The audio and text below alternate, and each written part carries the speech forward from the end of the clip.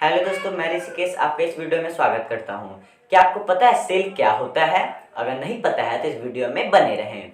दोस्तों देखिए, सेल होता क्या है। इंग्लिश में सिंपल सा डेफिनेशन क्या है? The structural and functional unit of life is called cell.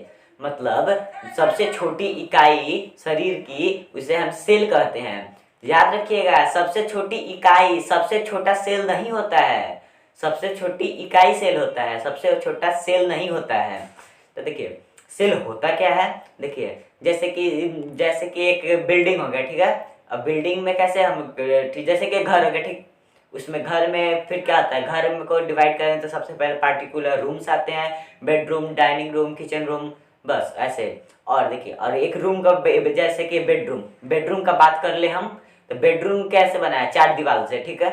दीवालों से बना है। तो दीवार कैसे बना है? दीवार से थी, एक ब्रिक से बना है, यानी ईटा से बना है। तो ईटा हो गया सेल। मतलब कि अगर अगर शरीर के भाषा में देखा जाए तो ये जो ईटा हुआ वो होता है सेल। मतलब उसके ईटा से ज़्यादा छोटा टुकड़ा आप उसके नहीं कर सकते हैं, इसीलिए उसे वे सेल कहते हैं। जैसे कि सेल हो गया, उसके भी आप छोटा टुकड़ा उससे नहीं कर सकते हैं। दोस्तों देखिए, अब तो हमने सेल पढ़ लिया क्या होता है। अब क्या है सेल? देखिए, बहुत सारे सेल हो गए। बहुत सारे सेल मिलके क्या बनाते हैं? टिश्यू। मतलब कि बहुत सारे सेल मिलकर क्या बनाएंगे? टिश्यू। जैसे कि देखिए, बहुत सारे सेल मिलके एक पार्टिकुलर फंक्शन करे, उसे हम क्या कहेंगे? टिश्यू। मतलब कि बहुत सारे सेल मिलके एक ही काम करे तो उसे हम क्या कहेंगे? टिश्यू कहेंगे। और वैसे ही बहुत सारे टिश्यू मिलके एक पार्टिकुलर काम करे, उसे हम क्या कहेंगे? ऑर्गेन। जैसे कि बहुत सारे सेल से मिलके बना ऑर्गेन। ऑर्गेन क्या होगा? हमारा हार्ट। हार्ट हो गया एक ऑर्गेन, जो कि बहुत सारे सेल से मिलकर बना है, जैसा आप पीछे देख रहे हैं। तो देखिए दोस्तों, ऑर्गेन बना लिया। देखिए, पहले सेल था, बहुत सारे सेल मिलके टिश्यू बनाए, फिर बहुत सारे टिश्यू मिलके ऑर्गेन बनाए, फिर बहुत सारे ऑर्गेन मिलके ऑर्गेन सिस्टम बनाएंगे, और बहुत सारे ऑर्गेन सिस्टम मिलके फिर क्या बनाएंगे? एक बॉडी बनाएंगे। जरूरी नहीं है कि वो सिर्फ इंसान का बॉडी है, कुछ का भी बॉडी हो सकता है। हाथी, घोड़ा, जिराफ, कुछ भी का बॉडी हो सकता है। जैसे कि एक हो गया, ये थी ऑर्गेनिज्म का बात करते हैं, तो बहुत सारे सेल से बने हुए ऑर्गेनिज्म को हम क्या कहेंगे? ये मल्टी सेलुलर ऑर्गेनिज्म। और एक केवल एक सेल का बना हुआ ऑर्गेनिज्म को हम क्या कहेंगे? Unicellular organism. ठीक है। और फिर जैसे कि एक बात याद रखिएगा, जो अंडा होता है एग, वो भी एक सेल का ही सिर्फ बना हुआ रहता है, उसमें सिर्फ एक सेल होता है। और बाकी जैसे मल्टी सेलुलर में जैसे हो गए हम लोग। दोस्तों, जो सेल होता है इतना छोटा होता है कि हमारे आंखों से नहीं दिख पाता है, इसीलिए हम माइक्रोस्कोप को यूज में लेते हैं। माइक्रोस्कोप के कारण से हमें सेल दिखता है। और साथ ही जो आप याद रखिएगा, सेल का खोज किसने किया था? तो वो किए थे रॉबर्ट हुक ने, जो कि 1665 में किए थे सेल का खोज।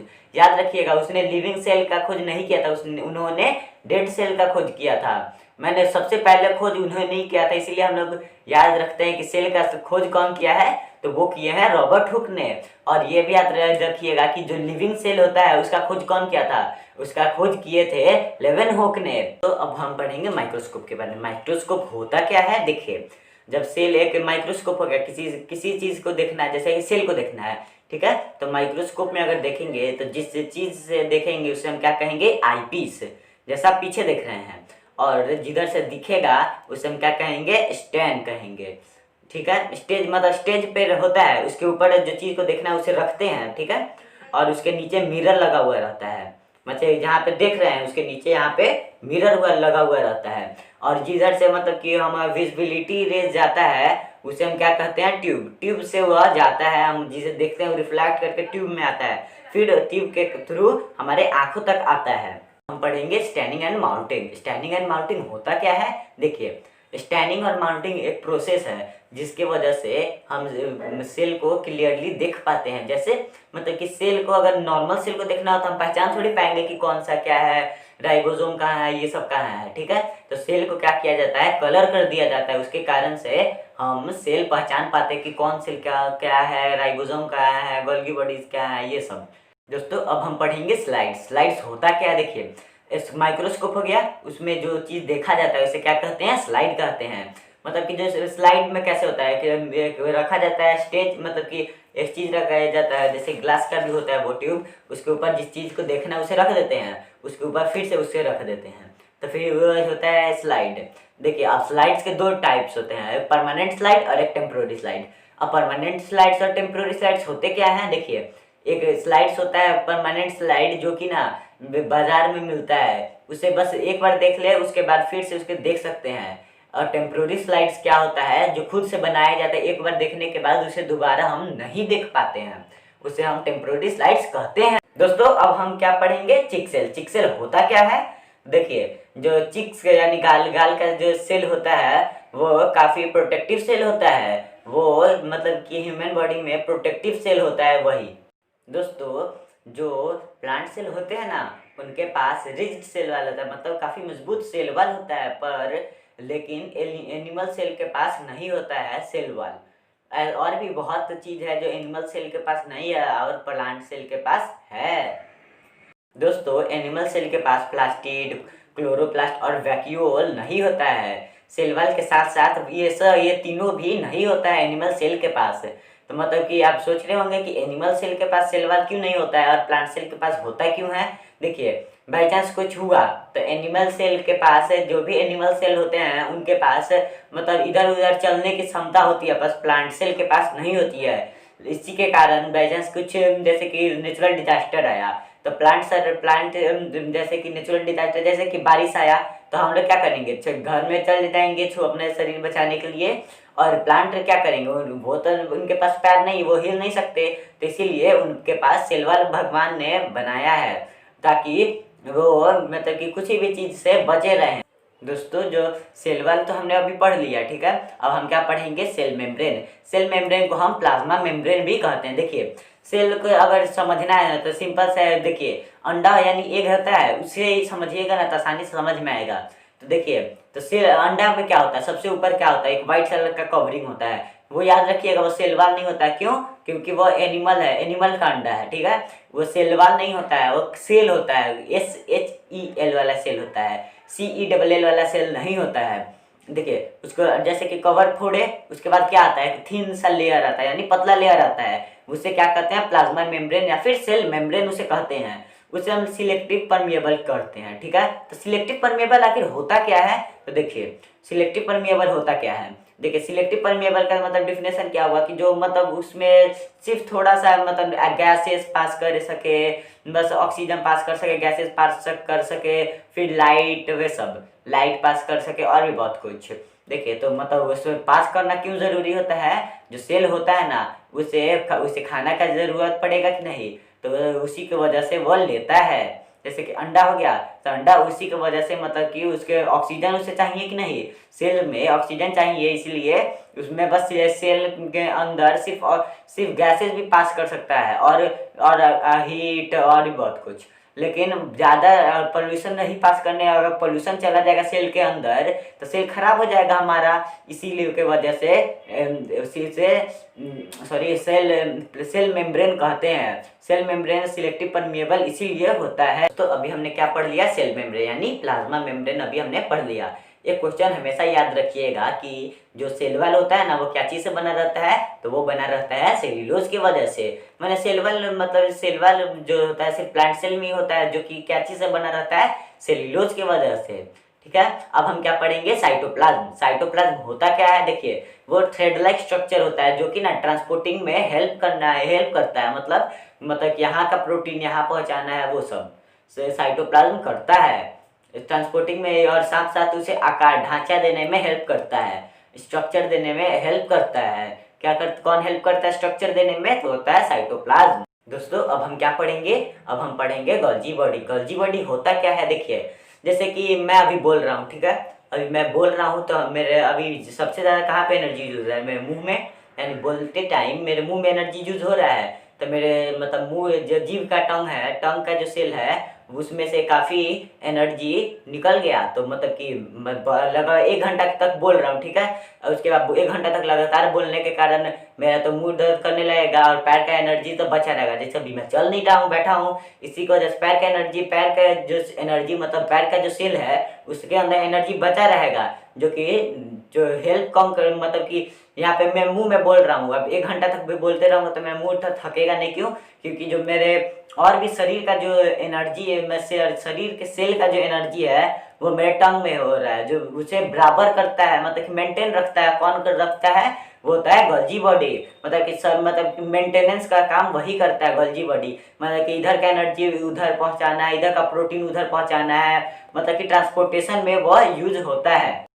दोस्तों अब हम क्या पढ़ेंगे? वैक्यूल। वैक्यूल होता क्या है? तो मतलब कि सेल का 65% क्या होता है? वैक्यूल मतलब पानी होता है, यानी वैक्यूल होता है। वैक्यूल में पानी, फैट, ये सब स्टोर होता है। तो जैसे कि मतलब कि कोई 100 किलो का इंसान है, उसके मतलब कि 100 किलो का इंसान है तो उसके मतलब 65%, मतलब 65 किलो पानी थोड़ी है, मतलब कि हर पानी पेट में थोड़ी है अटेगा, उसका हर सेल में पानी होता है। इसके बाद लेकिन हमें दिखता नहीं है, रहता है तो पेट में ही। उसके बाद जब स्मॉल इंटेस्टाइन में जाता है तब सेल के थ्रू एब्जॉर्ब हो जाता है सारे सेल में। तो अब हम क्या पढ़ेंगे? Endoplasmic reticulum. तो इंडोप्लाज्मिक रेटिकुलम होता क्या है? देखिए, इंडोप्लाज्मिक रेटिकुलम होते हैं, उसके दो भाग होते हैं, एक स्मूथ और एक रफ। जैसा आप पीछे देख रहे हैं, स्मूथ जो होता है उसमें फैट का मतलब सिंथेसिस होता है, मतलब उसमें फैट बनता है। और जो रफ होता है उसमें प्रोटीन बनता है।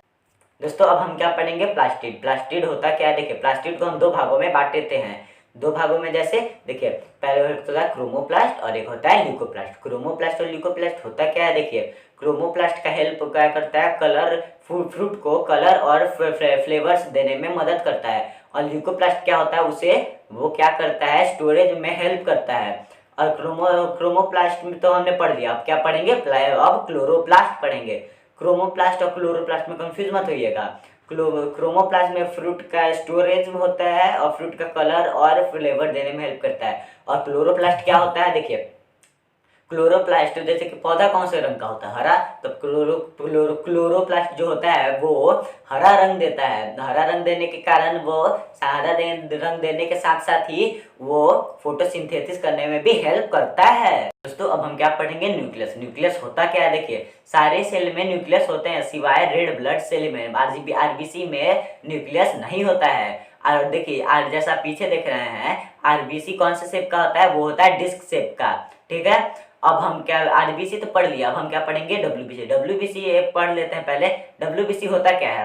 डब्ल्यूबीसी हेल्प करता है डिजीज से लड़ने में, मतलब कि डिजीज है उसके साथ लड़ता है। और डिजीज अगर ज़्यादा मात्रा में है, तो अगर डिजीज ज़्यादा मात्रा में है तो हम लोग डब्ल्यूबीसी हार गया और उसके कारण से हमारे शरीर इम्पैक्ट हो जाता है। और डब्ल्यूबीसी ज़्यादा है और यदि डिजीज कम है तो उसकी वजह से हमारा शरीर हेल्दी रहता है। दोस्तों अब हम क्या पढ़ेंगे? क्रोमोजोम। क्रोमोजोम होता है क्या? तो देखिए, सेल न्यूक्लियस के अंदर जो होता है ना थ्रेड लाइक स्ट्रक्चर, उसे हम क्या कहते हैं? क्रोमोजोम। और देखिए, जो क्रोमोटिन होता है ना वो जीन्स कैरी करता है। मतलब जीन्स मतलब क्या? जो मतलब कि माता पिता से बच्चों में आता है वही। दोस्तों और हम ना सेल को कंट्रोल रूम ऑफ, मतलब सेल का कंट्रोल रूम किसे कहते हैं? वो कहते हैं न्यूक्लियस को। दोस्तों अब टिश्यू का चैप्टर अंकिता पढ़ाएगी, तब तक के लिए मुझे जाने की इजाज़त दे। हेलो फ्रेंड्स, मैं हूँ अंकिता और आज हम बात करने वाले हैं टिश्यू के बारे में। चलिए देखते हैं कि टिश्यू कैसे बनता है। देखिए फ्रेंड्स, सबसे पहले ना सेल बनता है। सेल कैसे? सेल तो सिर्फ एक सिंगल सेल होता है, वो एक लिविंग सेल है। वो बहुत सारे सेल मिलकर टिश्यू बनते हैं। तो हम जानेंगे कि टिश्यू क्या होते हैं। ठीक है, तो बहुत सारे सेल मिलकर टिश्यू बन गए। अब हम लोग जानेंगे कि टिश्यू के कितने टाइप्स होते हैं। देखिए फ्रेंड्स, टिश्यू के ना दो टाइप्स होते हैं, plant tissue and animal tissue. हम पहले जानेंगे कि प्लांट टिश्यू क्या होता है। प्लांट टिश्यू मतलब कि प्लांट के बारे में जानेंगे। प्लांट के कितने, और ना प्लांट टिश्यू के ना 3 टाइप्स होते हैं, एक एपिडर्मिस, दूसरा ग्राउंड टिश्यू और तीसरा की वस्कुलर बंडल। तो चलिए फ्रेंड्स, हम ना सबसे पहले एपिडर्मिस के बारे में जानेंगे कि एपिडर्मिस क्या होता है। देखिए फ्रेंड्स, प्लांट का ना जो स्टीम होता है उसका ऊपरी कवर, जो ऊपर का कवर होता है, उसी को हम लोग एपिडर्मिस कहते हैं। और एपिडर्मिस को ना हम लोग प्रोटेक्टिव टिश्यू भी कहते हैं।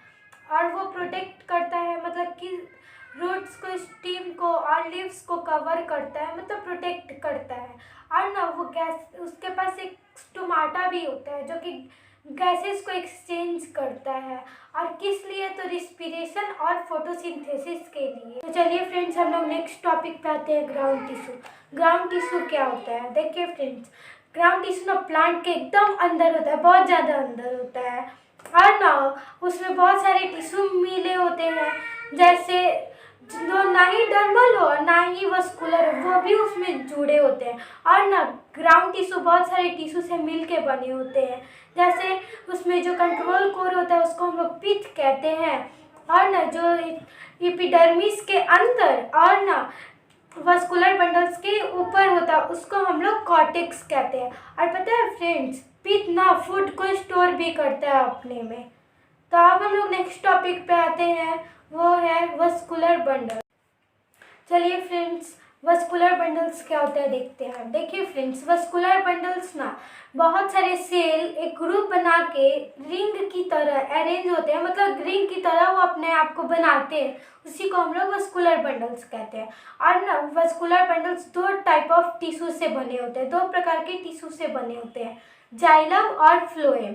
तो चलिए फ्रेंड, अब हम लोग जाइलम और फ्लोएम के बारे में जानेंगे कि वो क्या होता है।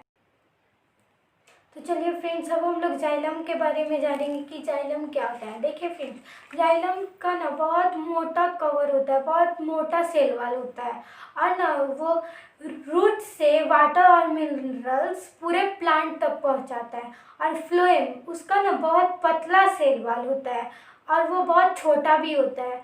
और ना वो लीव से फूड को पूरे प्लांट तक पहुंचाता है। जैसे कि मान लीजिए हमारे घर पे गेस्ट आ गए तो हम लोग किचन से लेके खाना वो लोग को सर्व करेंगे, वैसे ही लीफ से फूड पूरे प्लांट तक पहुंचाता है, उसी को हम लोग फ्लोएम कहते हैं।